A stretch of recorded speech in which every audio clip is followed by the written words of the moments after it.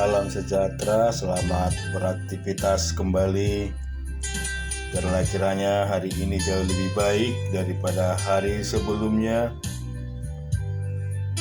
Firman Tuhan kita renungkan di Markus 1 ayat 21 sampai dengan 45. Mereka tiba di Kapernaum setelah hari Sabat mulai. Yesus segera masuk ke dalam rumah ibadat dan mengajar. Mereka takjub mendengar pengajarannya, sebab ia mengajar mereka sebagai orang yang berkuasa, tidak seperti ahli-ahli Taurat. Pada waktu itu di dalam rumah ibadat itu ada seorang yang kerasukan roh jahat. Orang itu berteriak, "Apa urusanmu dengan kami, hai Yesus orang Nazaret? Engkau datang hendak membinasakan kami. Aku tahu siapa engkau, yang kudus dari Allah." Tetapi Yesus menghardiknya, katanya, "Diam, keluarlah daripadanya."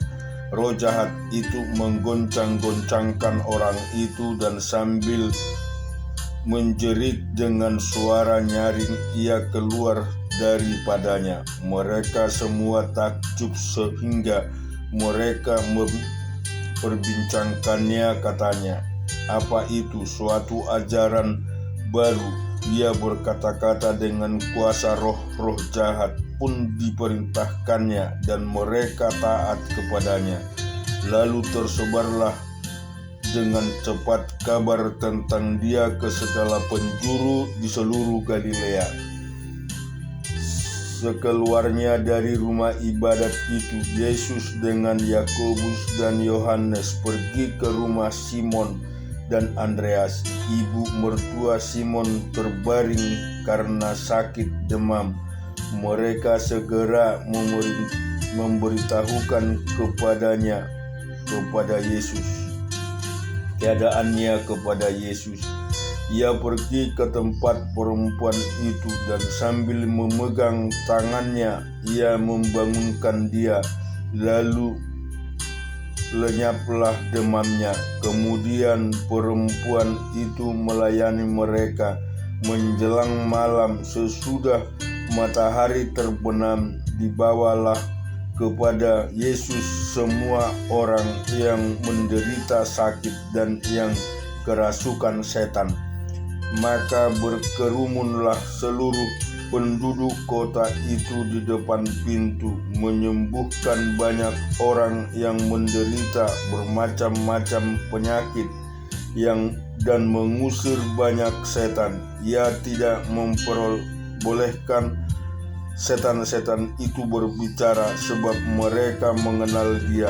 Pagi-pagi benar, waktu hari masih gelap, ia bangun dan pergi keluar. Ia pergi ke tempat yang sunyi dan berdoa di sana. Tetapi Simon dan kawan-kawan menyusul dia. Waktu menemukan dia, mereka berkata, "Semua orang mencari engkau." Jawabnya, "Marilah kita pergi ke tempat lain, ke kota-kota yang berdekatan, supaya di sana juga aku memberitahukan Injil, karena untuk itu aku telah datang."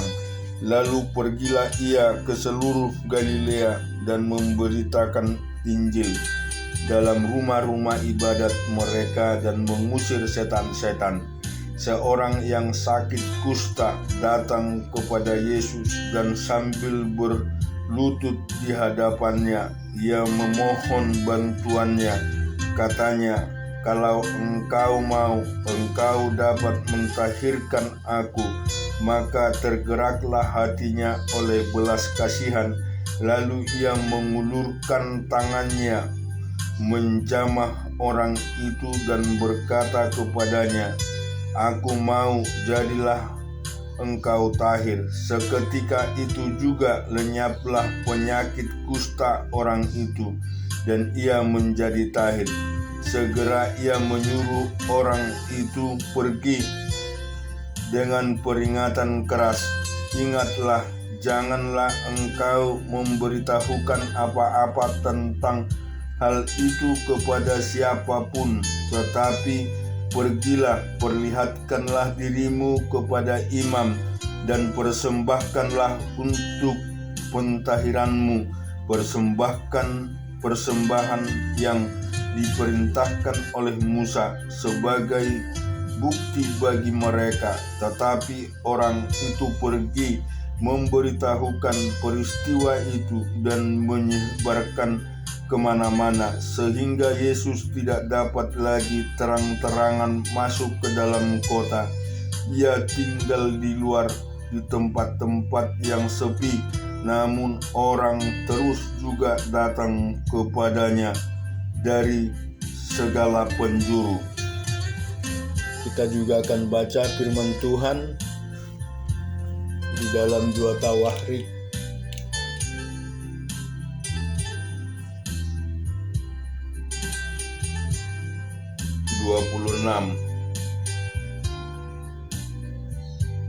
ayat 1 sampai 23.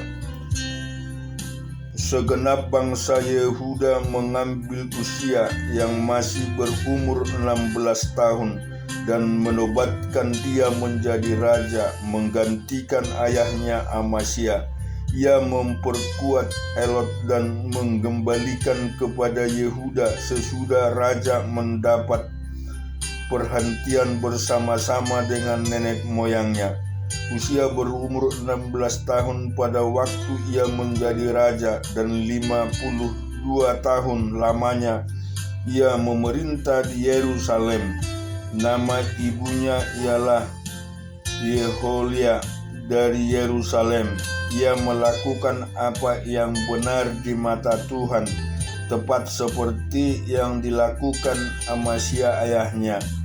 Ia mencari Allah selama hidup Zakaria yang mengajarkan supaya takut akan Allah, dan selama ia mencari Tuhan Allah membuat segala usahanya berhasil.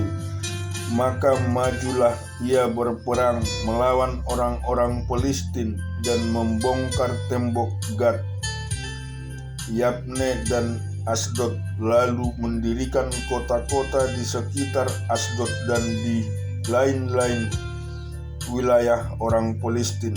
Allah menolongnya terhadap orang Filistin dan terhadap orang Arab yang tinggal di Gurbal dan terhadap orang Meunim. Orang-orang Amon membayar upeti kepada Usia, nama termasyhur sampai ke Mesir karena kekuatannya yang besar. Usia mendirikan menara di Yerusalem di atas pintu gerbang sudut, di atas pintu gerbang lembak dan di atas penjuru, serta mengokohkannya. Ia mendirikan juga menara-menara di padang gurun dan menggali banyak sumur karena banyak ternaknya, baik di dataran rendah maupun di dataran tinggi. Juga ia mempunyai petani-petani dan penjaga-penjaga kebun anggur di gunung-gunung dan di tanah yang subur, karena ia suka pada pertanian. Selain itu, Usia mempunyai tentara yang sanggup berperang, yang maju berperang dalam laskar-laskar menurut jumlah anak buah yang dicatat oleh Panitra Yeyel dan penata usaha Maaseya di bawah pimpinan Hanaya, salah seorang panglima raja. Kepala-kepala puak pahlawan-pahlawan yang gagah perkasa itu seluruhnya berjumlah 2.600 orang. Di bawah pimpinan mereka terdapat satu bala tentara terdiri dari 307.500 orang yang gagah perkasa, dalam berperang untuk membantu raja dalam menghadapi musuh. Uzia memperlengkapi seluruh tentara itu dengan perisai, tombak, ketopang, baju jirah, busur, dan batu ubaan. Ia membuat juga di Yerusalem alat-alat perang ciptaan seorang ahli yang dapat menembakkan anak panah dan batu besar untuk ditempatkan di atas menara-menara dan penjuru-penjuru. Nama raja itu termasyhur sampai ke negeri-negeri yang jauh, karena ia ditolong dengan ajaib sehingga menjadi kuat. Setelah ia menjadi kuat, ia menjadi tinggi dari menjadi tinggi hati sehingga ia melakukan hal yang merusak. Ia berubah setia kepada Tuhan Allahnya dan memasuki bait Tuhan untuk membakar ukupan di atas mezbah pembakaran ukupan. Tetapi Imam Azaria mengikutinya dari belakang bersama-sama 80 imam Tuhan, orang-orang yang tegas. Mereka berdiri di depan Raja Uzia dan berkata kepadanya, "Hai Uzia, engkau tidak berhak membakar ukupan kepada Tuhan. Hanyalah imam-imam keturunan Harun yang telah dikuduskan yang berhak membakar ukupan. Keluarlah dari tempat kudus ini, karena engkau telah berubah setia. Engkau tidak akan memperoleh kehormatan dari Tuhan Allah karena hal itu." Tetapi Uzia dengan bokor ukupan di tangannya untuk membakar menjadi marah. Sementara amarahnya meluap terhadap para imam, timbullah penyakit kusta pada dahinya, dan di hadapan para imam di rumah Tuhan dekat mezbah pembakaran ukupan. Imam kepala Azaria dan semua imam lainnya memandang kepadanya, dan sesungguhnya ia sakit kusta pada dahinya. Cepat-cepat mereka mengusirnya dari sana, dan ia sendiri tergesa-gesa keluar, karena Tuhan telah menimpakan tulah kepadanya. Raja Uzia sakit kusta sampai kepada hari matinya, dan sebagai orang yang sakit kusta, ia tidak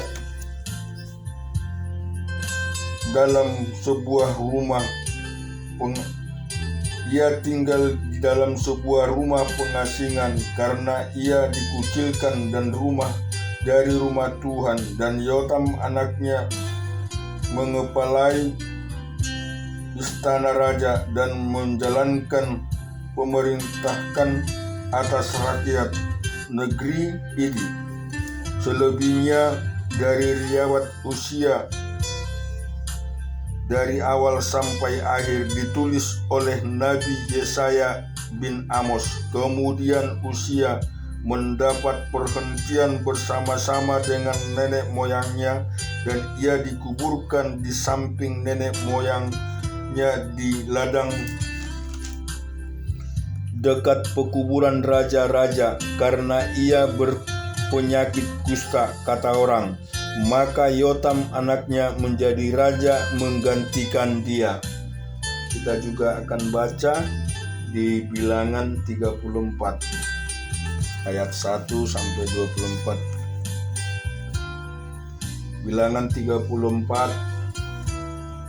Tuhan berfirman kepada Musa, "Perintahkanlah kepada orang Israel dan katakan kepada mereka, apabila kamu masuk ke negeri Kanaan, maka inilah negeri yang akan jatuh kepadamu sebagai milik pusaka, yakni tanah Kanaan menurut batasan-batasannya. Adapun sisi selainnya,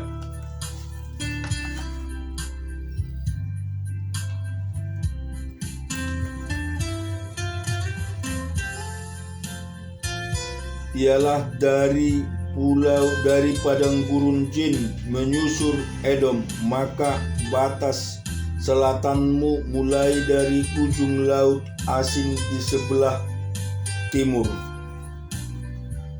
Lalu batasmu membelok di selatan pendakian Akabrim, terus ke Jin dan berakhir di sebelah selatan Kades Barnea. Sesudah itu ia mencapai Hajar Adar dan terus ke Asmon. Kemudian batas itu membelok dari Asmon ke sungai Mesir dan berakhir ke laut. Batas baratmu ialah laut besar dan pantainya ialah batas baratmu. Inilah batas utaramu. Mulai dari laut besar haruslah kamu buat tanda batas ke Gunung Hor. Dari Gunung Hor harus kamu buat tanda batas ke jalan yang menuju ke Hamat. Lalu batas itu mencapai Jadad. Kemudian batas itu mencapai Jipron dan berakhir di Hajar Enan. Itulah batas utaramu. Sebagai batasmu di sebelah timur haruslah kamu membuat tanda batas dari Hajar Anan ke Sepan. Dari Sepam batas itu turun ke Ribka di sebelah timur Ain. Kemudian batas itu turun lagi dan mencapai tebing Danau Kinerat di sebelah timur. Lalu batas itu turun ke sungai Yordan dan berakhir di laut Asin. Itulah negerimu menurut batas-batasnya sekeliling. Musa memerintahkan kepada orang Israel, itulah negeri yang akan kamu bagi sebagai milik pusaka dengan membuang undi yang diperintahkan Tuhan untuk diberikan kepada suku yang 9,5 itu. Sebab suku Bani Ruben menurut puak-puak mereka dan suku Bani Gad menurut puak-puak mereka telah menerima milik pusakanya. Juga suku Manase yang setengah itu telah menerimanya. 2,5 suku itu telah menerima milik pusaka mereka di seberang sungai Yordan di dekat Yeriko ke sebelah timur. Tuhan berfirman kepada Musa, inilah nama orang-orang yang harus membagikan tanah itu kepadamu sebagai milik pusaka Imam Eleazar dan Yosua bin Nun. Lalu haruslah kamu mengambil seorang pemimpin dari setiap suku untuk membagikan tanah itu sebagai milik pusaka. Inilah nama orang-orang itu dari suku Yehuda: Kaleb bin Yefane. Dari suku Bani Simeon: Samuel bin Amihud. Dari suku Benyamin: Elidad bin Kislon. Dari suku Bani Dan seorang pemimpin: Buki bin Yokli. Dari anak-anak Yusuf, yakni dari suku Bani Manase, seorang pemimpin: Haniel bin Epot. Dan dari suku Bani Efraim, seorang pemimpin: Kemuel bin Sepran. Dari suku Bani Zebulon, seorang pemimpin: Elisafan dan Parna. Dari suku Bani Isakar, seorang pemimpin: Peltiel bin Azan. Dari suku Bani Aser, seorang pemimpin: Abihud dari Silemi, dari suku Bani Naftali seorang pemimpin, Baniel bin Abihud. Itulah orang-orang yang diperintahkan Tuhan untuk membagikan milik pusaka kepada orang Israel di tanah Kanaan. Kejadian 42.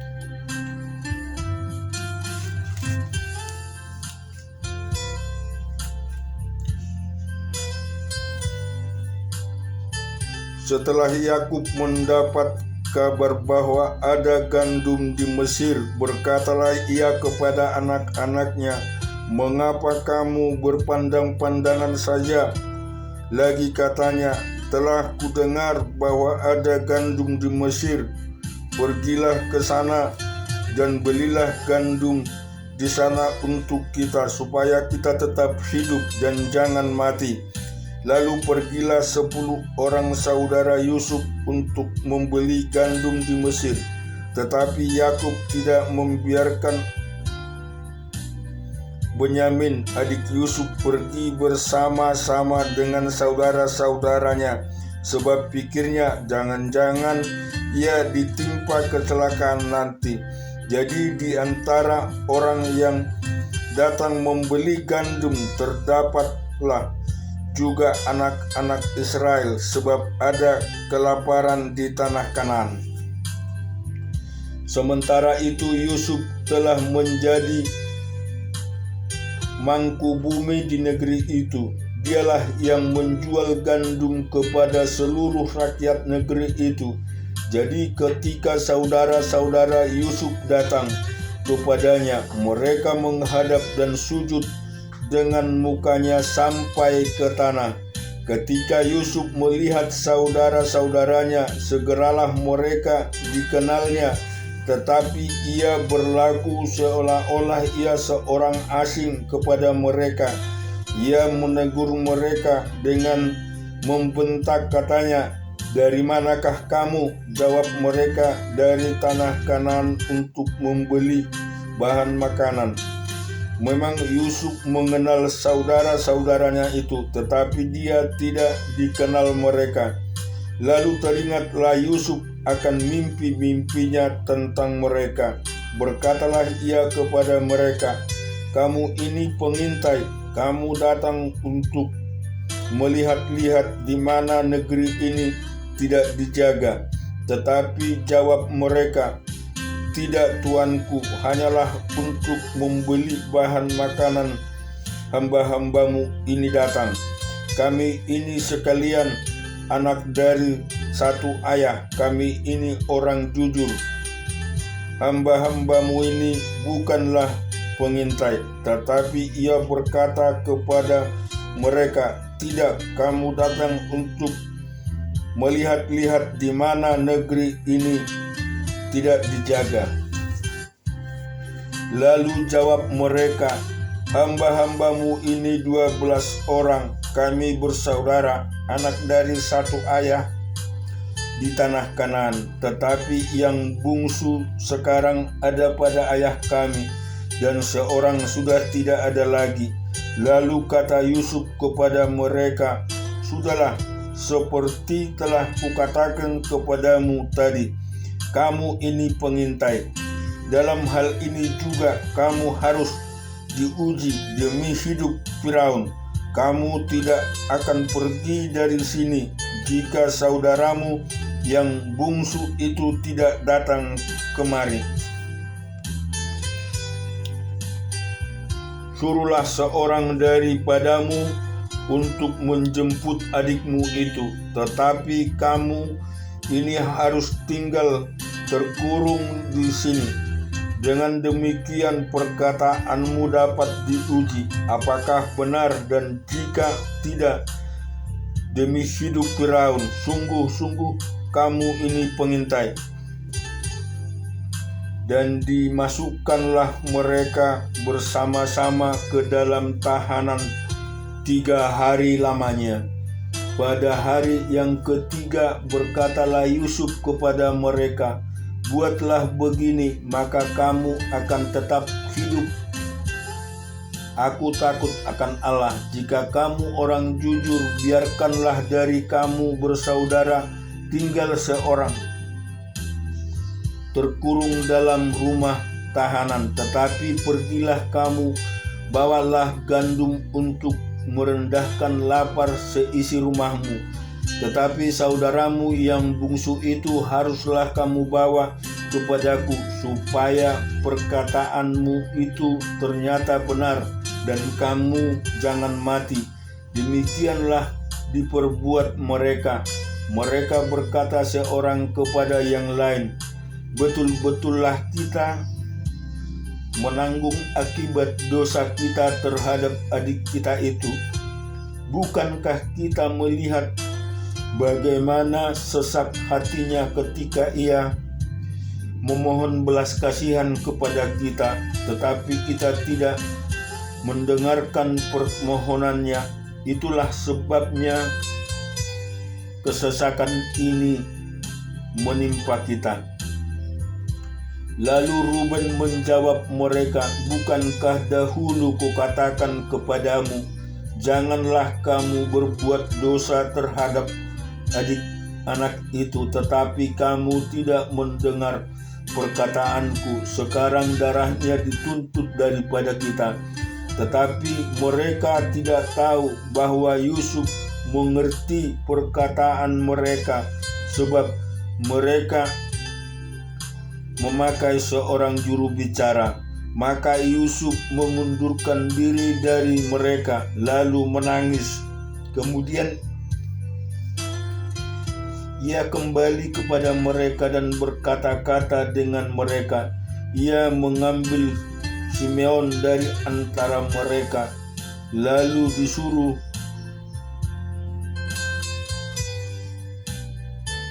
belenggu di depan mata mereka.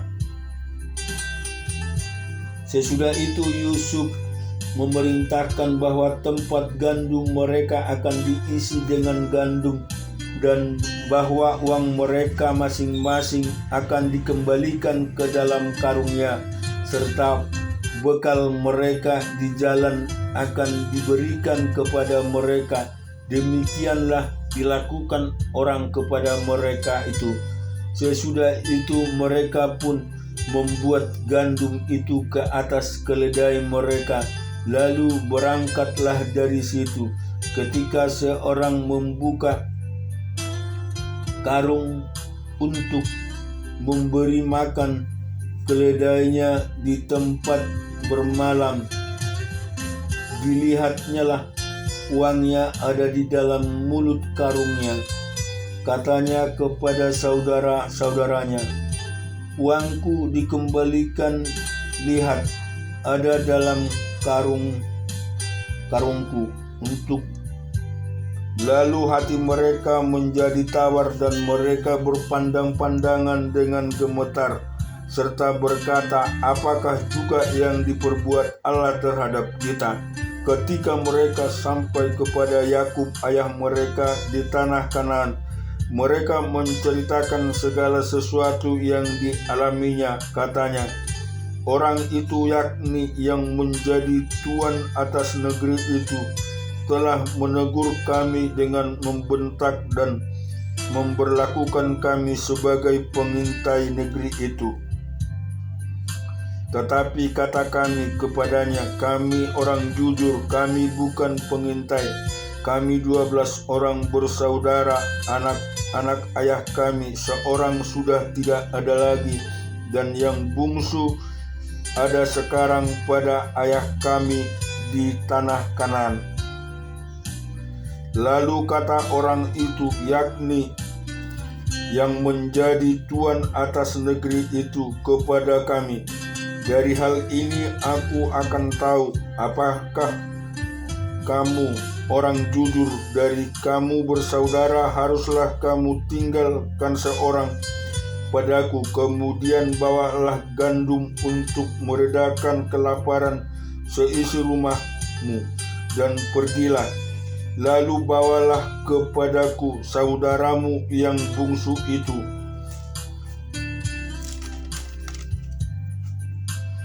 maka akan tahu bahwa kamu bukan pengintai tetapi orang jujur, dan aku akan mengembalikan saudaramu itu kepadamu, dan bolehlah kamu menjalani negeri ini dengan bebas. Ketika mereka mengosongkan karungnya, tampaklah ada pundi-pundi uang masing-masing dalam karungnya. Dan ketika mereka beserta ayah mereka melihat pundi-pundi uang itu, ketakutanlah mereka. Dan Yakub ayah mereka berkata kepadanya, "Kamu membuat aku kehilangan anak-anakku. Yusuf tidak ada lagi dan Simeon tidak ada lagi. Sekarang Benyamin pun hendak kamu bawa juga. Aku inilah yang menanggung segala-galanya itu." Lalu berkatalah Ruben kepada ayahnya, "Kedua anakku laki-laki boleh engkau bunuh. Jika ia tidak kubawa kepadamu, serahkanlah dia ke dalam tanganku, maka dia akan kubawa kembali kepadamu." Tetapi jawabnya, "Anakku itu tidak akan pergi ke sana bersama-sama dengan kamu, sebab kakaknya telah mati dan hanya dialah yang tinggal. Jika dia ditimpa kecelakaan di jalan yang akan kamu tempuh, maka tentulah kamu akan menyebabkan aku yang beruban ini turun ke dunia orang mati karena duka cita." Amin. Tuhan memberkati.